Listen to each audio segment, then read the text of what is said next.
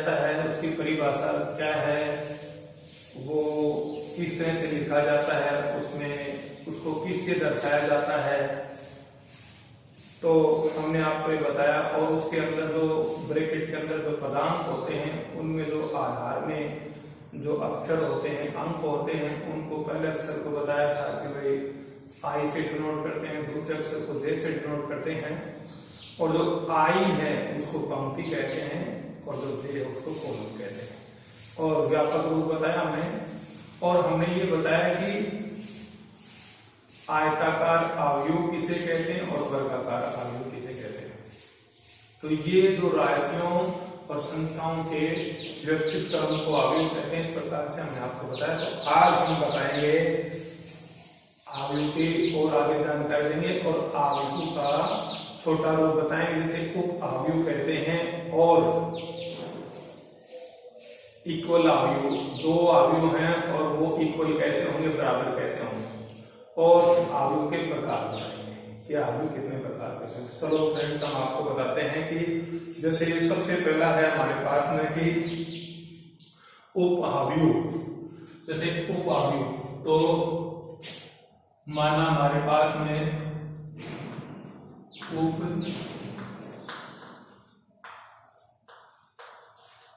अवयव, उप अवयव। तो उप अवयव क्या होता है? जैसे अपने पास में एक अवयव है, ये ए बराबर हमारे पास है A B C D E F G H K, ये अवयव, ये 3x3 क्रम का है, ये वर्गाकार अवयव है। तो हम इसमें पहली पंक्ति और पहला कॉलम, पहली पंक्ति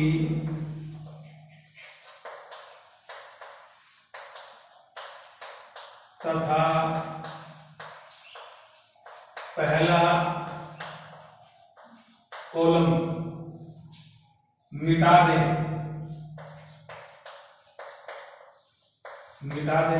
या हटा दें या डिलीट कर दें।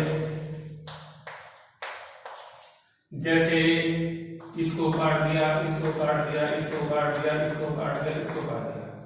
इस प्रकार हमारे पास में उप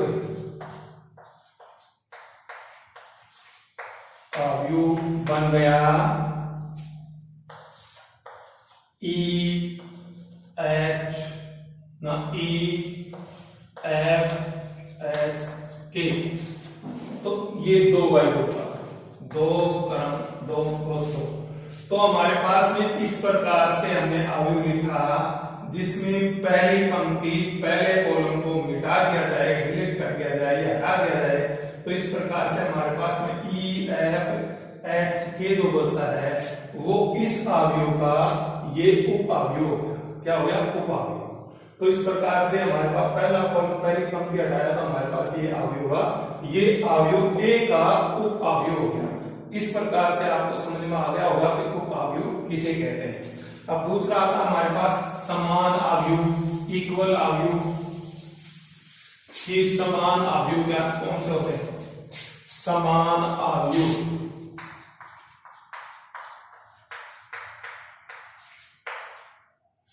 समान अवयव, इक्वल अवयव, इक्वल अवयव, समान अवयव।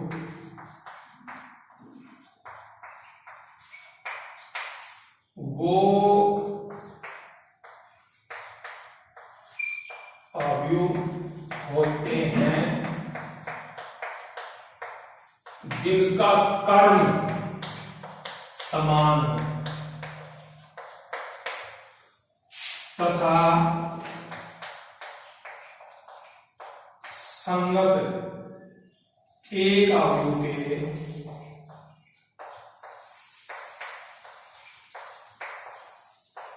के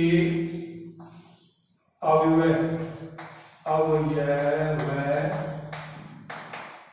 दूसरे अवयव के संगत अवयवों के बराबर होते हैं। जैसे अपने पास में है, देखो ध्यान से कि मैंने ये दे दिया a बराबर x 2 4 y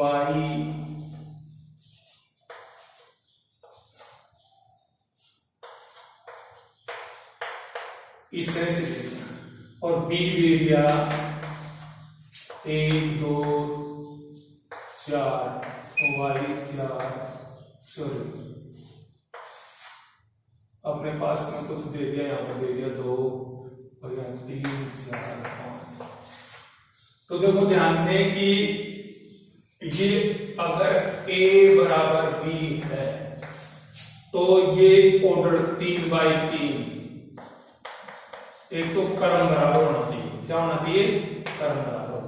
अगर आपको इक्वल आयु देखने हैं तो आयु a का क्रम 3/3 का, आयु b का क्रम 3/3 का है, इसलिए तो अगर ये 3/3 के हैं 3/3 के हैं तो ये इक्वल होंगे।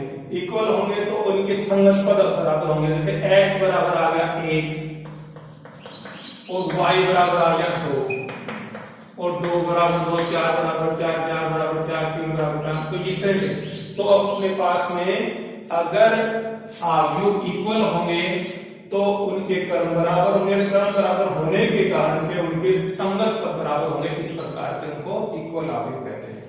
अब आगे आपको बताते हैं कि आयु के प्रकार, आयु कितने प्रकार के होते हैं।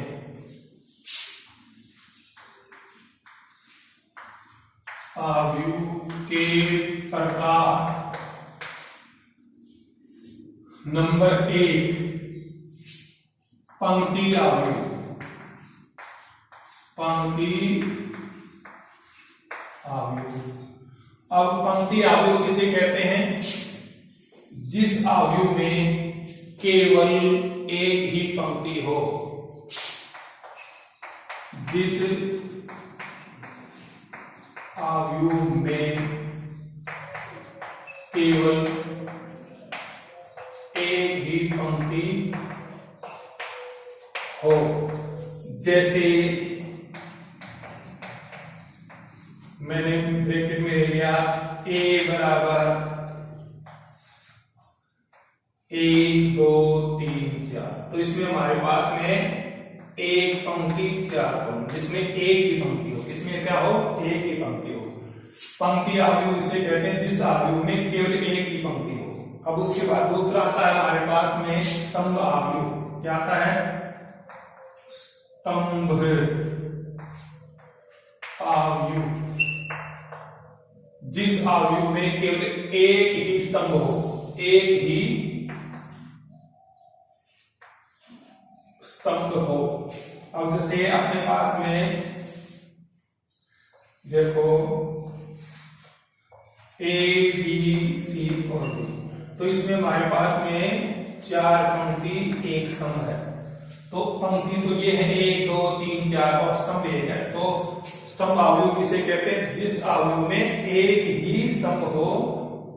हमें पंक्तियों को देखना, तो हमारे देखना स्तंभ, तो एक ही स्तंभ उसे स्तंभ आयु कहते हैं।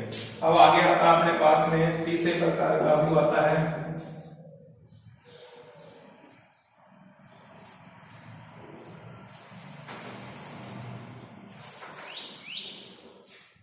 शून्य आयु। शून्य आयु, नल आयु, रिक्त आयु। आगे आता है शून्य। शून्य आयु। शून्य आयु, शून्य आयु क्या होता है? जिस आव्यय के सभी तत्व 0 हों।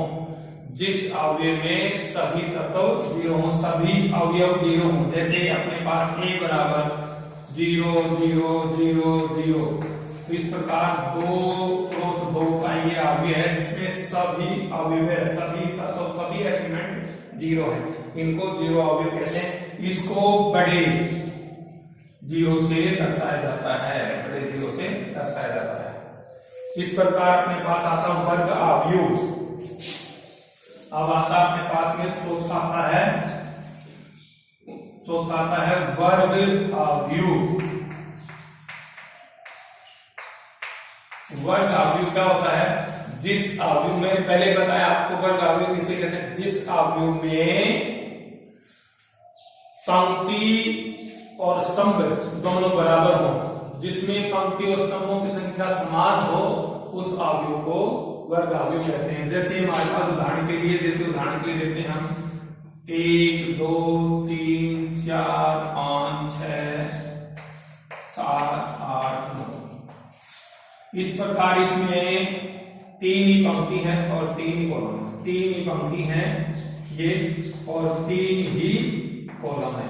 इस प्रकार से ये 3 क्रॉस 3 के क्रम का एक अवयव है। इसमें पंक्ति भी 3 है और कॉलम भी 3 है, तो पंक्ति और स्तंभ दोनों की संख्या इक्वल, ऐसे वर्ग अवयव कहते हैं। इस प्रकार आगे आता अपने पास में अगला अवयव आता है आयताकार अवयव।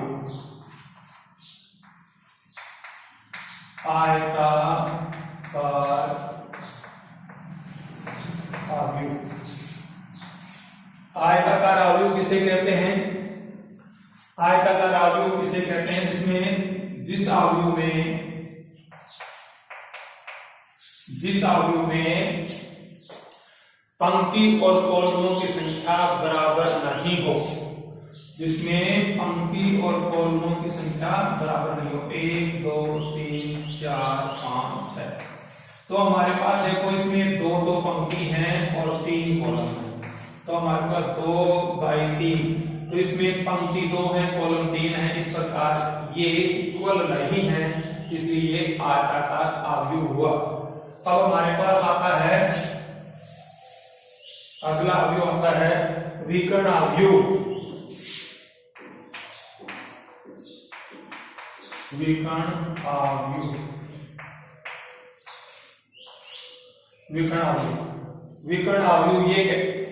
अवयव किसे कहते हैं? इसमें मुख्य विकर्ण, अवयव के मुख्य विकर्ण। तो देखो आपको एक बात बताता हूं, अवयव का विकर्ण क्या होता है? अवयव के 2 विकर्ण होते हैं, लेकिन हम एक को ही विकर्ण मानते हैं। अपने पास माना कि k बराबर है 1 2 3 4 5 6, तो और ये आ गया 7 8 9। तो हमारे पास में एक तो ये विकर्ण है और एक, तो हम इसको नहीं मानेंगे, इसको मानेंगे। ये मुख्य विकर्ण है, जो पहले से स्टार्ट होकर के यहां तक जाता है, इसको मुख्य विकर्ण कहते हैं। तो हम क्या कहेंगे कि जो मुख्य विकर्ण है उसके तत्वों को छोड़ करके सभी तत्व 0 हो, तो विकर्ण अवयव क्या हम किसे कहेंगे कि मतलब अवयव के मुख्य विकर्ण के सभी तत्वों के अतिरिक्त जो अवयव में जितने भी तत्व हैं वो सब 0 हो, तो उसको विकर्ण अवयव कहते हैं। जैसे उदाहरण के लिए मैंने बता दिया आपको A 0 0 B 0 B C 0 और D E F, ये 0 और ये 0। तो मैंने क्या कहा है A B C। तो मैंने आपको बताया है कि मुख्य विकर्ण के तत्वों को छोड़ करके सभी तत्व क्या है 0 हो। ये 3 बाई 3 का वर्ग अवयव है। इसमें मुख्य विकर्ण है A B C, इसके तत्वों को छोड़ करके सारे के सारे जितने भी तत्व हैं वो सब 0 हो। इस प्रकार से इसको विकर्ण अवयव कहते हैं। दूसरा उदाहरण देते हैं आपके पास में, जैसे मान लो 1 0 0 2, तो मेरे पास में ये 2 बाई 2 का है। इसमें जो मुख्य विकर्ण है इसके तत्व 1 और 2 हैं, बाकी उनको छोड़ करके सभी तत्व क्या 0 है, तो इसको विकर्ण अवयव कहते हैं। तो अपने पास में ये आ गया। अब आगे आता है अपने पास में अदिश अवयव। अदिश अवयव किसे कहते हैं? अदिश अवयव, अदिश अवयव।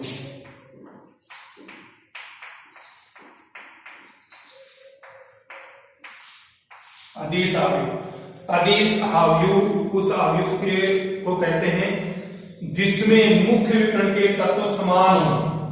अदिश अवयव उस अवयव को कहते हैं जिसमें मुख्य विकर्ण के सभी तत्व समान हो। मुख्य तत्व के सभी, मुख्य विकर्ण के तत्व सभी समान हो और बाकी तत्व जीरो हो। जैसे मेरे पास में ये दिया है एक 0 0 0 0 और 0 0, तो ये मुख्य विकर्ण है, इसके तत्व समान हो। हमारे पास ये 3/3 का वर्ग अवयव है, इसमें मुख्य विकर्ण के तत्व समान है और बाकी सब जीरो है, बाकी सब जीरो है, तो इसको क्या कहते हैं? अदिश अवयव। जैसे मेरे पास में ध्यान से सुना, यहाँ पर एक की बजाय दो हो सकते हैं, या फिर एक की बजाय यहाँ पर 3 हो सकते हैं। तो मतलब मुख्य विकर्ण के सभी तत्व समान होने चाहिए। दूसरा -3 हो सकते हैं। मतलब मेरा कहने का तात्पर्य अदिश अवयव उस अवयव को कहते हैं जिस अवयव में मुख्य विकर्ण के तत्व समान हो और उसके अतिरिक्त सभी तत्व जीरो हो। उसके अतिरिक्त सभी तत्व जीरो से अदिश अवयव कहते हैं। अब उसके बाद आता है इकाई अवयव। अब आता है इकाई अवयव।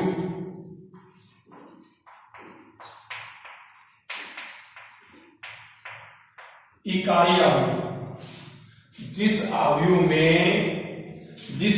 में मुख्य विकर्ण के तत्व एक हो। तो जैसे अपने पास में माना, जैसे अपने पास ए बराबर है 1 0 0 0 1 0 0 0 1, तो हमारे पास ये 3/3 का एक वर्गाकार अवयव है। इसमें मुख्य विकर्ण के तत्व इकाई है, मुख्य विकर्ण के तत्व क्या इकाई हो और बाकी क्या है? जीरो। बाकी क्या हो? जीरो। तो अपने पास में मुख्य तत्व के जो मुख्य विकर्ण के तत्व है वो सारे के सारे इकाई हो और उनके अलावा जितने भी तत्व जो उसमें हैं वो सारे जीरो हो। इस प्रकार से इसको क्या कहते हैं? इकाई अवयव कहते हैं। इसको आई से डिनोट करते हैं, कैपिटल आई से। किसे? कैपिटल आई से डिनोट करते हैं इस अवयव को। और इसमें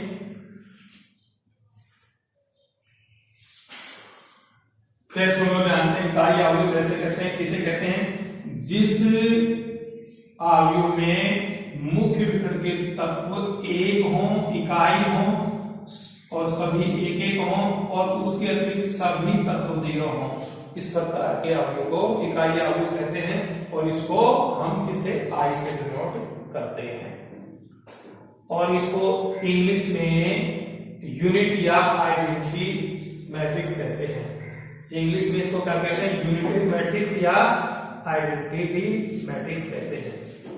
अब आगे आता है त्रिभुजाकार अवयव। त्रिभुजाकार अवयव, त्रिभुजाकार अवयव। अब त्रिभुजाकार अवयव ऐसा अवयव जिसमें, अब अपने त्रिभुजाकार अवयव कितने प्रकार के होते हैं? त्रिभुजाकार अवयव ये 2 प्रकार के होते हैं। कितने प्रकार के होते हैं? 2 प्रकार के होते हैं। नंबर 1 ऊपरी त्रिभुजाकार अवयव और दूसरा होता है निम्न त्रिभुजाकार अवयव। तो अपने पास ऊपरी त्रिभुजाकार और निम्न त्रिभुजाकार। अब उदाहरण के लिए देखिए, आपके पास में जैसे मैंने ए ले लिया और ये लिया A 0 0 0, ये B C 0 D E F। तो अपने पास में ऊपरी त्रिभुजाकार में नीचे A B C D 0 D E 0 0 F। मतलब क्या है कि हम ऊपरी त्रिभुजाकार किसे कहते हैं, जिस आव्यूह में मुख्य विकर्ण है ना, जिस आव्यूह में मुख्य विकर्ण के नीचे के मुख्य विकर्ण के नीचे के सभी तत्व 0 हो। जिस आव्यूह में मुख्य विकर्ण के नीचे के सभी तत्व 0 हो, उसे ऊपरी त्रिभुजाकार आव्यूह कहते हैं।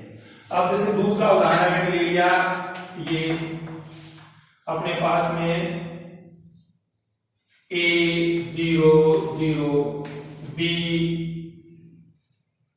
C 0 D E F, जिसमें मुख्य विकर्ण, जिस आव्यूह में मुख्य विकर्ण के ऊपर के सभी तत्व 0 हो, उसको निम्न त्रिभुजाकार आव्यूह कहते हैं। फिर सुना ध्यान से, ऊपरी त्रिभुजाकार आव्यूह किसे कहते हैं, जिस आव्यूह में मुख्य विकर्ण के नीचे के सभी तत्व 0 हो, उसे ऊपरी त्रिभुजाकार आव्यूह कहते हैं। और जिस आव्यूह में मुख्य विकर्ण के ऊपर के सभी तत्व 0 हों, उस आव्यूह को निम्न त्रिभुजाकार आव्यूह कहते हैं। इस प्रकार से हमने आव्यूहों की प्रकार बताई और हम आपको इससे संबंधित प्रॉपर्टीज, इसके गुणधर्म आपको कल बताएंगे। आज इतना ही है। देखो प्यारे बच्चों, जो आपको इसमें कमी लगे कृपया आप इस पे फेसबुक पे मुझे कमेंट्स दें, मुझे बताएं। अगर इसमें कहीं त्रुटि रह गई हो, कोई गलती रह गई, उसको सुधार करने की चेष्टा करूंगा। और मैं आपसे निवेदन करता हूं कि जैसा भी आपको मेरे से बन पाएगा अच्छे से सब बताने की चेष्टा करूंगा। तो प्यारे बच्चों, आज जो मैंने बताया है वो फिर सुन लो, आपको ध्यान से बताता हूं। तो पहले मैंने बताया कि उप आव्यूह किसे कहते हैं, तो सुनो ध्यान से कि जिस वर्गाकार आव्यूह में मैंने पहला कॉलम मिटा दिया हो, उसके बाद जो बचता है वो उस आव्यूह का उप आव्यूह बनता है। दूसरा क्या है, समान आव्यूह किसे कहते हैं, इक्वल आव्यूह किसे कहते हैं, कि एक आव्यूह और दूसरे आव्यूह दोनों का क्रम इक्वल हो, मतलब दोनों के उसमें जितनी पंक्ति है उतनी पंक्ति हो और जितने कॉलम उतने ही कॉलम हो। तो दोनों आव्यूहों के क्रम बराबर हो तो उनके संगत अव्यय हैं वो बराबर होंगे। इस प्रकार से मैंने बताया कि इक्वल आव्यूह। और दूसरी बात फिर आपको बताता हूं कि आव्यूह के प्रकार। आव्यूह 8 प्रकार के हैं। पहला है हमारे पास में पंक्ति आव्यूह, जिसमें केवल एक ही पंक्ति होती है। दूसरा हमारे पास आव्यूह स्तंभ आव्यूह, जिसमें केवल एक स्तंभ होता है। तीसरा हमारे पास है शून्य आव्यूह, जिस आव्यूह में सभी तत्व शून्य हो, जिस आव्यूह में सभी तत्व शून्य हो उसे शून्य आव्यूह कहते हैं और इसको बड़े 0 से डिनोट करते हैं। उसके बाद आता है अपने पास में वर्ग आव्यूह, जिस आव्यूह में पंक्ति और स्तंभ दोनों की संख्या बराबर हो। 2 ही पंक्ति 2 ही कॉलम हो, या 3 ही पंक्ति 3 ही कॉलम हो, या 4 पंक्ति 4 कॉलम हो। मतलब जिस आव्यूह में पंक्ति और स्तंभों की संख्या इक्वल हो उसे वर्ग आव्यूह कहते हैं। आयताकार आव्यूह उसे कहते हैं जिस आव्यूह में पंक्ति और स्तंभों की संख्या बराबर ना हो।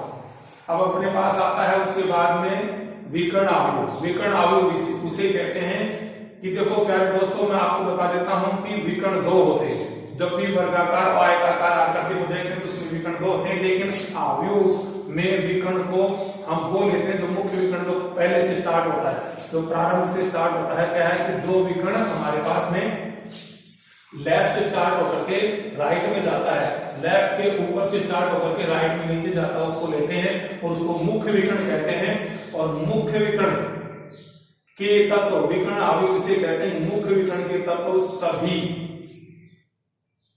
मुख्य विकर्ण के तत्वों को छोड़ करके सभी तत्व जीरो होंगे।